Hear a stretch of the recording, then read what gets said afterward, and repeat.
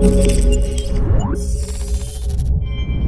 what's going on guys? Arekkz here, welcome back to another Destiny 2 video. It's Friday, it's XUR day, which of course means I'm here to tell you guys where you can find XUR, what he has for sale, and whether or not those items are worth purchasing. So as always, if you guys do enjoy this, you do find it helpful, then a like would be super appreciated. Comment down below if you have any questions. Also, if you guys haven't done so already, the Xbox One X console giveaway is almost finished. It closes this weekend, so if you haven't entered already, click the link in the description box down below. But turning our attention to this week, XUR is of course over on Titan, so head over to the rig landing zone, fly over here, or walk over here should I say, and you will then find XUR in this little room. So with that being said, what does he have for sale? Well, this week your weapon of choice is Hardlight. A returning weapon from Destiny 1, has some rather interesting perks. It has of course changed a little bit since Destiny 1. I will say right now it is not the best weapon. This is definitely one of those optional choices. I wouldn't say if you don't have this you need to get it, but it can still provide a little bit more utility than, say, some other options. Your main perk for this one is Volatile Light, so rounds fired from this weapon have no damage fall off, they over-penetrate targets, and they ricochet off hard surfaces.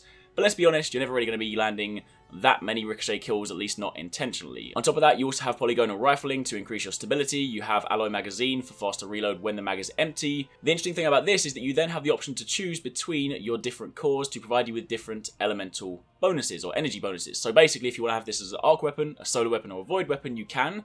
So for that reason, it does have select utility in Prism Nightfalls where the element rotates. Admittedly, for this one, you have to go to the menu to swap it, unlike, say, Borealis, where you can just swap by reloading.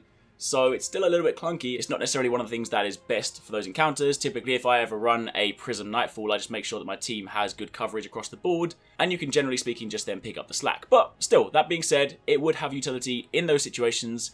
But beyond that, I honestly wouldn't recommend it, because when you consider some of the other exotic weapon options you have, especially some of the more powerful heavy ones, then honestly I wouldn't choose this over some of those. So long story short, it's a decent weapon, it's definitely not a great weapon, it's an optional one at best, so if you don't have it, then you can make your mind up. But then again, things aren't expensive, so it's not exactly like you're going to be running out of money or shards if you do buy it anyway.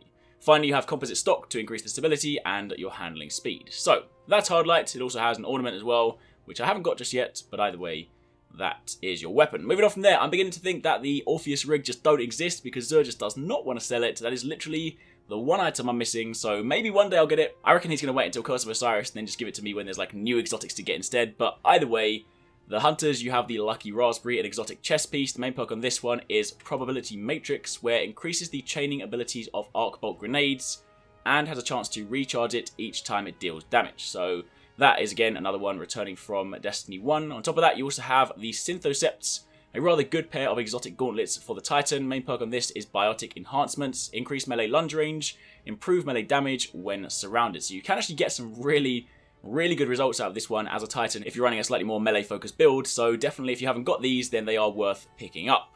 Finally, for the Warlocks, you have the KARNSTEIN or KARNSTEIN armlets, however you want to say it.